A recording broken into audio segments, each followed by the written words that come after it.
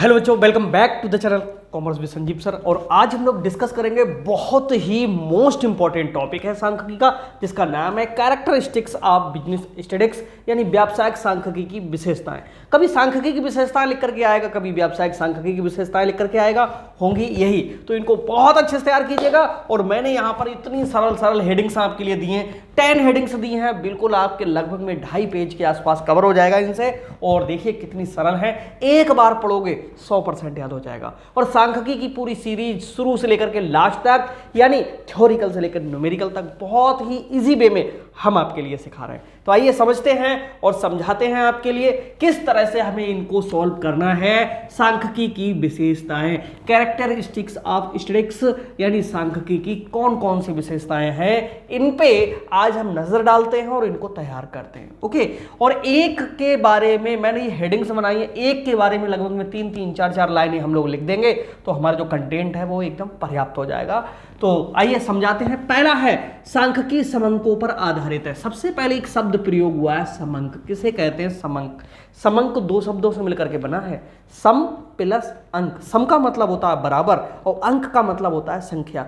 यानी कहीं पर कोई घटना घटित हुई हो, उस घटना के बराबर की संख्या को हम क्या कहते हैं? समंक कहते हैं। जैसे कहें कि एक क्लास में बहुत बच्चे पास हुए, यानी एक क्लास में बहुत बच्चे पास हुए, एक बात तो ये स्पष्ट कर रही है कि बच्चे लगभग में 10-15 से तो ज़्यादा ही हैं। अगर हम कहें कि एक क्लास में 90 बच्चे पास हुए, तो ये 90 बच्चे और बहुत बच्चे पास हुए, दोनों में क्या है? थोड़ा सा अंतर है। बहुत बच्चे पास हुए ये नहीं पता चल पा रहा है, लेकिन जब हम कहें कि 90 बच्चे पास हुए, एक अंक बता रहा है कि हाँ वहां पर क्या है? संख्या है। और जहां संख्या है वहीं सांख्यिकी है, और सांख्यिकी है तो वहीं उसको व्यक्त करने वाला अंक क्या कहलाता है? समंक कहलाता है। तो पूरी सांख्यिकी किस पर आधारित है?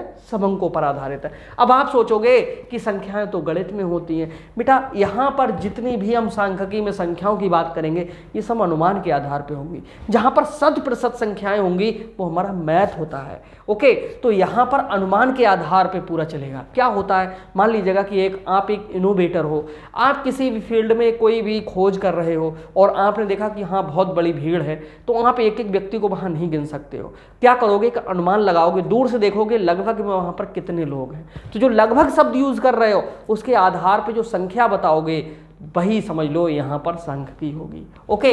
तो सांख्यिकी किस पर आधारित है? समंकों पर आधारित है। यानी सांख्यिकी में जितनी भी गणनाएं की जाती हैं वो सब समंकों के द्वारा होती हैं। दूसरा है सांख्यिकी गणना तथा माध्यों का विज्ञान है। ये डॉक्टर बावले ने परिभाषा दी है। ओके। सांख्यिकी में क्या क्या किया जाता है? कैलकुलेशंस की जाती हैं, गणनाएं की जाती हैं, और माध्यों का यानी एवरेजेस निकाले जाते हैं। अब ये एवरेजेस क्यों निकाले जाते हैं? मान लीजिएगा कि कोई आप वर्ष में कोई बिजनेस करते हो, तो ये देखोगे कि कोई वस्तु जो आप परचेज और सेल कर रहे हो बार बार, जिसमें बिजनेस कर रहे हो, ये देखोगे वर्ष भर में इसके कितने दाम बढ़े और कितने बार दाम घटे, और एवरेज रूप में ये किस रेट में रही। ठीक है। उसी रेट के आधार पे आप विक्रय का पता लगाओगे कि हम अगले वर्ष इसको किस रेट में बेचें, लगभग में किस रेट में आएगी। तो एक अनुमान है, और अनुमान के आधार पे क्या है? गणना तथा माध्यों का क्या चलेगा? ये विज्ञान चलेगा। अगला है सांख्यिकी अनुमान पर आधारित है। अब अनुमान में जिस तरह से हम गणना और माध्य ज्ञात करते हैं, अब भविष्य में वो 100% वही घटना घटित होगी नहीं होगी, यानी उतनी बार उतार चढ़ाव होगा नहीं होगा, ये कोई जरूरी नहीं होता है। ज्यादा भी हो सकता है, कम भी हो सकता है, नहीं भी हो सकता है, उल्टा माइनस में भी हो सकता है। तो सिर्फ सांख्यिकी क्या लगाती है? अनुमान लगाती है। तो ये एक ऐसा सब्जेक्ट है जो अनुमान पर आधारित है। जैसे थोड़ी देर पहले मैंने बताया था कि जैसे बहुत बच्चे पास हुए, अब वहां पर कोई गिन नहीं पा रहा है कि कितने बच्चे पास हुए। क्या है? बहुत सारे बच्चे खड़े हुए हैं, उनको अनुमान देख करके लगाया जा रहा है। तो वही चीज यहां पर है कि किस पर आधारित है? अनुमान पर आधारित है। आपने देखा होगा कि टेलीविजन पे कभी कभी न्यूज पढ़ते हो, और न्यूज में लिखा होता है कि कोई घटना घटित हुई और वहां बहुत सारे लोग इंजर्ड हो गए। तो बहुत सारे लोग इंजर्ड हो गए, या कहा जाए कि लगभग में वहां पर 300 से 500 लोग इंजर्ड हो गए। तो यहां पर एक संख्या निकल करके आ गई। तो वो संख्या क्या एग्जैक्ट है? नहीं है। क्यों? वहाँ विषय मैथ नहीं चल रहा है, वहाँ सांख्यिकी चल रही है, और सांख्यिकी में अनुमान के आधार पे व्यक्त किया जाता है। इसीलिए कोई व्यक्ति उसको क्लेम नहीं कर सकता है। क्यों नहीं कर सकता? क्योंकि सांख्यिकी अनुमान का एक विषय है या अनुमान पर आधारित है। अगला है सांख्यिकी समूहों पर अध्ययन करती है। इसमें जितनी भी घटनाएं घटित होती हैं या जितनी भी रिसर्चेज होती हैं एक व्यक्ति पे नहीं होती हैं, ये बहुत सारे समूहों के साथ में काम करती है। एक व्यक्ति की आदतों में, एक व्यक्ति के जीवन में, एक व्यक्ति या कोई एक यूनिट पे सांख्यिकी कोई वर्क नहीं करती है। क्यों?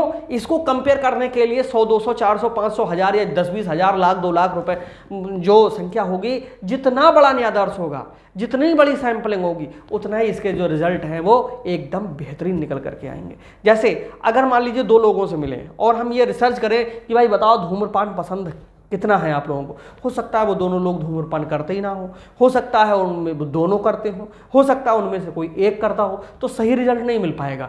वहीं पर हम 2000 लोगों से मिलेंगे तो रिजल्ट आप सोचो कि कुछ पहले से बेहतर आएगा, क्योंकि उनमें तरह तरह के हमें लोग मिलेंगे। और वहीं पर अगर हम 2 लाख लोगों का सर्वे करेंगे रिजल्ट और अच्छा होगा। वहीं पर हम अगर 20 लाख का सर्वे करेंगे रिजल्ट और अच्छा होगा। वहीं पर अगर 2 करोड़ लोगों का सर्वे करेंगे तो रिजल्ट और अच्छा होगा। तो इस तरह से जितना बड़ा हम समूह लेंगे, जितना बड़ा ग्रुप लेंगे, उतने ही हम परिणाम के नज़दीक पहुंचेंगे। अगला है सांख्यिकी, कला और विज्ञान दोनों। ये एक पूरी मोस्ट इंपॉर्टेंट है। ये पूरी एक वीडियो है पीछे बनी हुई, आपने देख ली होगी। अगर प्लेलिस्ट से देख रहे होगे तो हर वीडियो सिस्टम से जाएगी आपके पास में, और एक सिस्टम होता है पढ़ने का, उस क्रम से आप पढ़ते हुए चले जाओगे। प्लेलिस्ट में हर वीडियो की एंड स्क्रीन में लगा दूंगा। जो बच्चे अगर लास्ट तक वीडियो देखते हैं उनको एंड स्क्रीन इस पर ही वीडियो में ही मिल जाएगी। एंड स्क्रीन का मतलब है कि ये वीडियो चल रही होगी, जब एंड होने वाली होगी तो अगली वीडियो क्रम से अपने आप आ जाएगी। ठीक है, इसके बाद में है सांख्यिकी, कला विज्ञान दोनों है। ये वहाँ से आप देख लीजिए। सांख्यिकी कला क्यों है? कला ये बताती है कि किसी काम को बेहतर ढंग से कैसे किया जाए, ये क्या होता है? हमारा कला होता है। और विज्ञान क्या होता है? किसी भी विषय के बारे में क्रमबद्ध और व्यवस्थित ज्ञान को हम विज्ञान कहते हैं। तो सांख्यिकी में कला के भी गुण हैं और विज्ञान के भी गुण हैं। तो हम कह सकते हैं कि सांख्यिकी कला और विज्ञान दोनों है। अगला है सांख्यिकी अनेक विषयों से संबंध रखती है। सांख्यिकी अनेक विषयों से इसलिए संबंध रखती है क्योंकि जब भी रिसर्चेज होती हैं तो वहाँ साइंस भी लागू होती है, वहाँ इतिहास भी लागू होता है, वहाँ मैथ भी लागू होता है, वहाँ पर पुरातत्व विभाग जब वो अपने आंकड़े देता है तो जो हमारा पुराना इतिहास है और समय परिवर्तन है वो भी लागू होता है। तो यहाँ बहुत सारे विषयों से सांख्यिकी संबंध रखती है। यानी सांख्यिकी अपना तो कोई विषय है ही नहीं, थोड़ा कहीं से लिया, थोड़ा कहीं से लिया, ये ऐसा विषय बना हुआ है। तो हम कह सकते हैं कि सांख्यिकी अनेक विषयों से संबंध रखती है। अगला है सांख्यिकी के परिणाम दीर्घकाल में मिलते हैं। देखिए, जो सांख्यिकी है वो रिजल्ट तुरंत नहीं देती है। क्यों नहीं देती है? क्योंकि जब हम किसी भी समस्या पर स्टडी करते हैं, जैसे मान लीजिएगा कि कहीं किसी भी क्षेत्र में महामारी फैलती है, बार बार फैलती है, तो जब हम उस पर स्टडी करेंगे तो 1 साल, 2 साल, 3 साल, 4 साल का हम परिणाम देखेंगे, फिर उसमें बदलाव देखेंगे और उसको रोकने के लिए तमाम प्रयास किए जाएंगे, तभी तो हम कोई किसी रिजल्ट पर पहुँचेंगे। तब तक कम से कम नहीं तो कई वर्ष बीत चुके होंगे। तो हम यहाँ कह सकते हैं कि सांख्यिकी के जितने भी परिणाम होते हैं वो दीर्घकाल में मिलते हैं। ये नहीं कि आज ही अगर हमने कोई रिसर्च शुरू की और आज ही हमें मिल जाएंगे।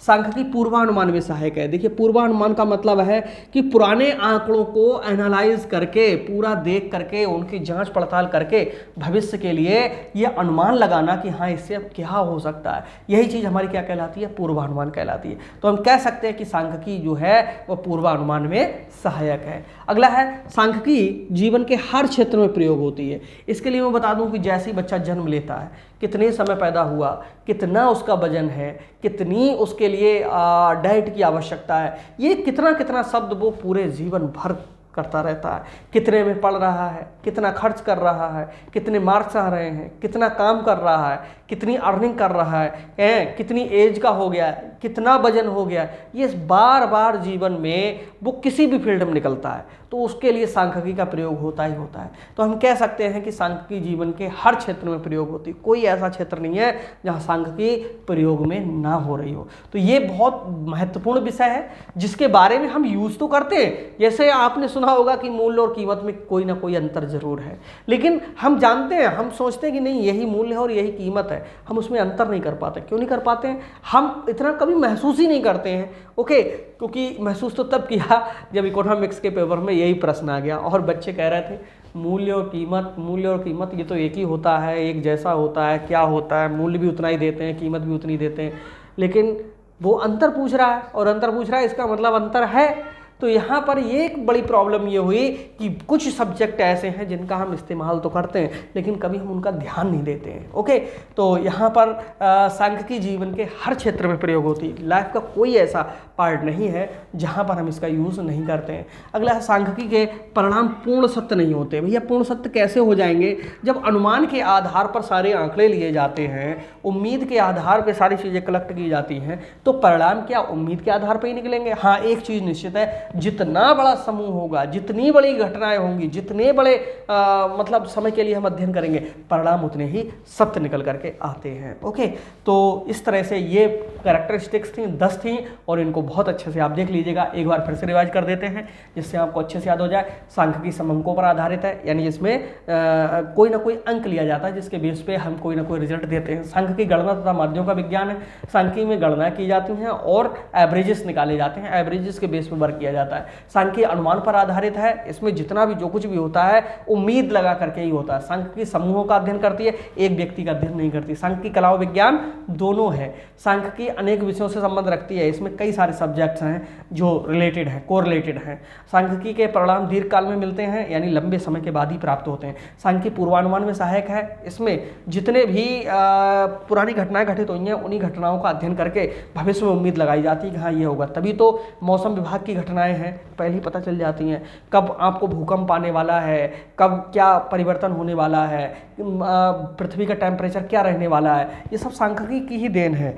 अगला, सांख्यिकी जीवन के हर क्षेत्र में प्रयोग होती है। कोई ऐसा पार्ट नहीं है लाइफ का जहां हम संख्याओं का यूज़ नहीं करते हैं। सांख्यिकी के परिणाम पूर्ण सत्य नहीं होते हैं, इनके जो रिजल्ट होते हैं अनुमान के आधार पर होते हैं, लगभग में आते हैं, 100% एग्जैक्ट नहीं होते। तो मिलता है नेक्स्ट वीडियो में, तब तक के लिए बाय बाय और चैनल को जरूर सब्सक्राइब कर लीजिएगा।